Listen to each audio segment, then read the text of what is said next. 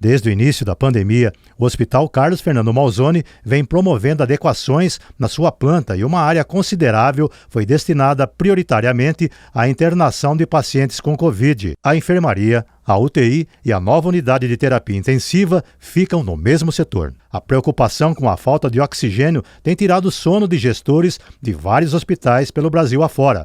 Essa preocupação, porém, não ocorre no Hospital de Matão. Investimentos em tecnologia e na ampliação da capacidade de armazenamento do gás garantem a tranquilidade. A obra Ampliação Covid é um exemplo de investimento com critérios de qualidade e a racionalidade de custos. A manobra de interligação do sistema de distribuição de oxigênio entre as duas UTIs correspondeu a uma operação de troca de pneus com o carro andando. Para falar sobre a ampliação da ala Covid, como está sendo chamada, esse anexo aqui, a UTI convencional aqui do Hospital Carlos Fernando Malzone, que está bem do lado ali, nesse momento que estamos gravando aqui, há 18 pacientes internados, capacidade aí quase que máxima. Jonas, se acompanhando a obra aqui, ela tinha uma previsão de ser entregue num prazo, mas esse prazo foi se estendendo, né? Foi se estendendo justamente por causa da própria pandemia, vamos dizer assim. A entrega de materiais, a questão do próprio pessoal, a mão de obra mesmo, né? Nós tivemos algumas intercorrências, mas agora, se Deus quiser, já está previsto agora para o dia 28 essa entrega. Estamos vendo aqui que é um espaço para 5 leitos, né? E logo ao lado ali, ao nosso lado esquerdo, de onde estamos falando aqui, é a UTI que foi designada especialmente para a UTI. Lá do lado de fora tem o corredor, que tem a enfermaria. Então, essa ala aqui do hospital, grande por sinal, né, foi destinada especialmente para a Covid. Exatamente, especialmente para a Covid. Aqui do lado, como você mesmo disse, nós temos os leitos de enfermaria e aqui do lado esquerdo nós temos os 18 leitos de UTI. Agora, Jonas, me diga uma coisa. Acho que o principal desafio seus aqui, né, foi fazer a ligação da rede de oxigênio hospitalar que veio para cá. Poderia ter sido de uma forma mais simples, né, vindo lá as tubulações lá dos tanques que existem, né? Porém, esse processo custa mais caro. Vocês tiveram que praticamente aí que trocar o pneu do carro com ele em andamento, né? Em movimento, exatamente. Para poder mudar toda uma estrutura e uma obra dentro do que já está construído, fica mais difícil do que você construir, por exemplo, num local que é só tal terreno. Então, assim, literalmente nós tivemos que fazer isso, trocar o pneu com o carro andando. Então, o que nós tivemos que fazer? Para poder trazer toda essa estrutura ficaria muito caro, porque cobre é caro. Então, nós fizemos a interligação da UTI antiga para a nova. Fizemos um bypass aqui e conseguimos fazer a ligação. Só que É tão simples fazer isso. Não, não é. E para isso, uma semana antes dessa manobra, nós nos reunimos, toda a equipe de enfermagem, equipe de fisioterapia, pessoal da manutenção, e o SESMIT, que é o que eu faço parte, para poder ver qual seria a melhor forma de nós fazermos isso. E decidimos que até então faríamos um teste para saber se os respiradores onde os pacientes estariam conectados ciclariam, ou seja, funcionariam com o auxílio de torpedos, porque nós teríamos que desligar da rede. E foi o que nós fizemos. Recebemos uma doação de 36 torpedos aí, de oxigênio, e nós deixamos, por segurança, 2 torpedos do lado de cada leito. Fizemos a conexão desses respiradores e nessa ocasião foi a coordenação de fisioterapia, a coordenação de enfermagem e todos os profissionais da UTI acompanharam leito a leito para que qualquer intercorrência fosse atendida de imediato. Depois de tudo isso feito, essas conexões feitas, nós desligamos a rede e o profissional responsável por fazer essa interligação realizou essa manobra em 1 hora, graças a Deus com sucesso, nenhuma intercorrência. Mas gerou uma atenção adicional para o pessoal que trabalha ali na UTI, né? Sim, gera, com certeza, né? Porque nós estamos lidando com vida, né? Lidando com vidas, né? Mas deu tudo certo, graças a Deus. Agora, já me diga uma coisa, quem não conhece assim, o hospital, chega no quarto, vê a cama, né, vê o leito, mas não vê o que há por trás, né, as tubulações, né? Em cima desse teto aqui passa, acho que a alma da UTI, né? Exatamente. Quando a gente vê as paredes assim todas finalizadas, pintadinhas, bonitinhas, a gente não sabe o que tem por trás de tudo isso. Quantas e quantas pessoas já trabalharam nessa obra e quantas interferências nós encontramos aqui.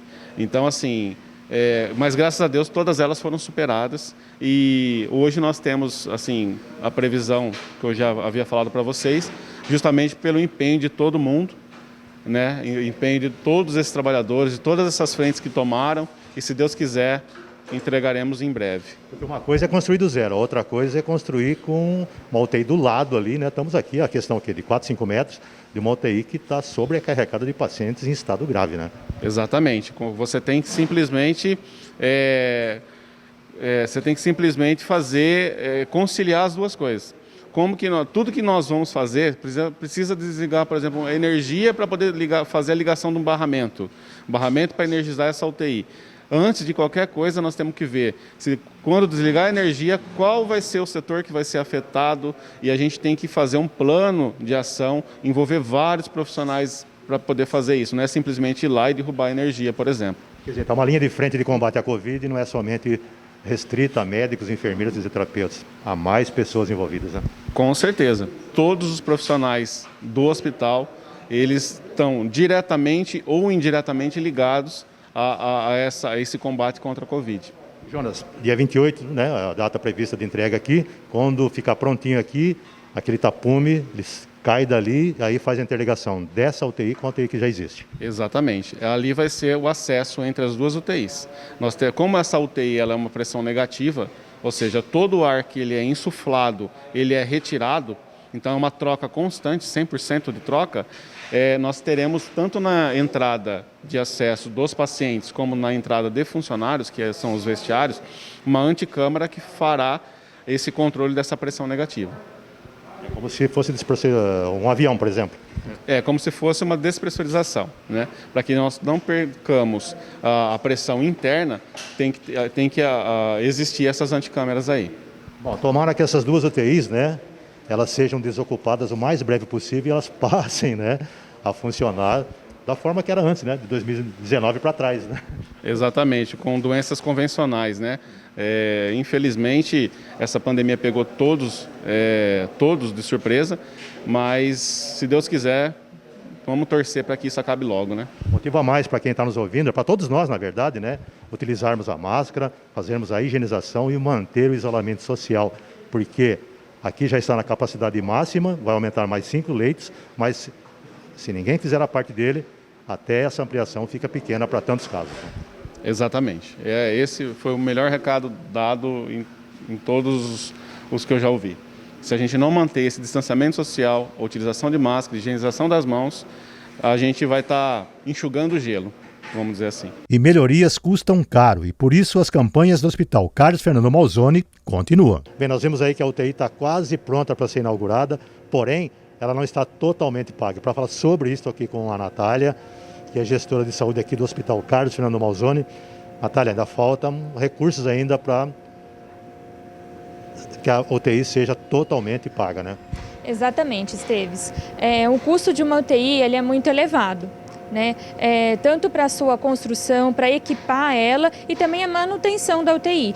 Principalmente agora, na época que nós estamos do Covid-19, que os pacientes eles têm uma longa permanência no hospital. Então, tudo isso, no final, gera um gasto enorme e a gente geralmente fica em déficit por conta dessas questões. Bom, ela vai ser inaugurada de qualquer forma, né? Mas a campanha para que sejam arrecadados recursos para completar o que falta, continuam, né? Exatamente, continua, a gente vai inaugurar a nossa UTI, mas, como eu já mencionei, a gente tem um custo elevado diário com os leitos de UTI. Então a gente continua com as campanhas, a gente até reforça para a população, a gente percebe que muitas pessoas estão se unindo em prol do hospital, então que eles continuem fazendo essas ações, podem se unir, podem entrar em contato com a gente, que a gente sempre está aberto para estar conversando, para estar orientando, tanto empresários quanto membros da sociedade, para estar ajudando a gente com recursos tanto financeiros como outros produtos também. Quem quiser fazer isso, como deve fazer? Pode entrar em contato com a gente pelo WhatsApp, que a gente sempre está divulgando, se tiver alguma dúvida de como fazer as doações. E a gente também tem as nossas contas bancárias, fica tudo no nosso site de doações, ou também fazer diretamente nas contas, pode fazer por Pix, pode fazer doação em conta. A gente sempre está divulgando várias formas de doações que as pessoas podem colaborar com o nosso hospital.